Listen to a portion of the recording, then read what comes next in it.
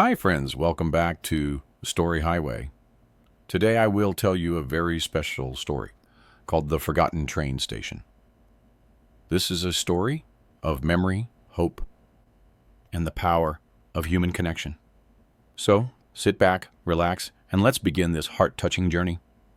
On the edge of a busy American city stood an old train station. Decades ago, it had been alive with travelers, families carrying heavy suitcases, soldiers leaving for duty, children waving goodbye through dusty train windows. But as new highways were built and airports became popular, the station was forgotten. The tall iron gates grew rusty, weeds crept between the cracks of the platform, and pigeons made their nests in the rafters. One chilly autumn evening, a young journalist named Claire was sent by her newspaper to write an article about the city's forgotten places. With her notebook in hand and a camera hanging from her shoulder, she walked through the silent station. Each footstep echoed, making her feel as though she was walking through time itself. She paused by a broken bench where the paint had peeled away, and imagined families once sitting there, waiting for trains.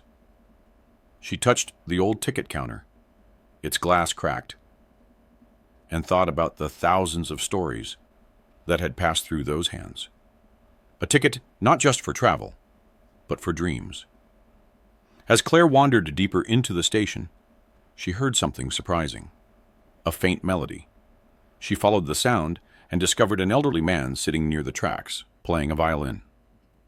His music filled the empty station with warmth, as if the walls themselves were remembering.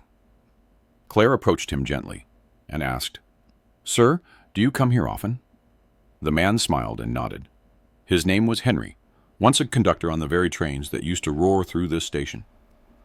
Every week, he returned to play his violin, saying it helped him feel connected to his past.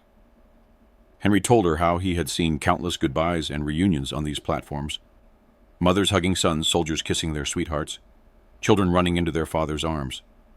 A station, he said, is more than steel and wood. It is made of memories. Claire was deeply moved. She spent hours listening to his stories about the winter storm, when he helped the stranded passengers, the young couple who met on the night train and later married, and the orphan boy who found a family when someone adopted him, right there on the platform. As the sun set, Claire knew this forgotten place was not just about decay. It was about history, love, and resilience.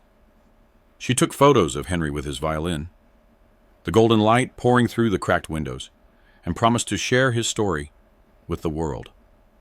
When her article was published, it spread quickly. People in the city remembered their own moments at the station, the day they left home for college, the night they returned from war, the time they met someone they would never forget. Soon, the city council decided to restore the station as a museum, dedicated to the lives and memories it had carried. Henry was invited to play his violin at the reopening ceremony. As he stood on the platform, the station no longer felt empty. Children laughed, families took pictures, and music echoed once again. The forgotten station had become alive, not with trains, but with stories.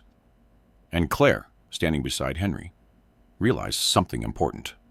Places are never truly forgotten, as long as their stories are told. So, friends, that was the forgotten train station. It teaches us that memories keep history alive, and even the most abandoned places can shine again when people remember their meaning. If you enjoyed this story, please like, share, and subscribe to Story Highway for more beautiful English stories.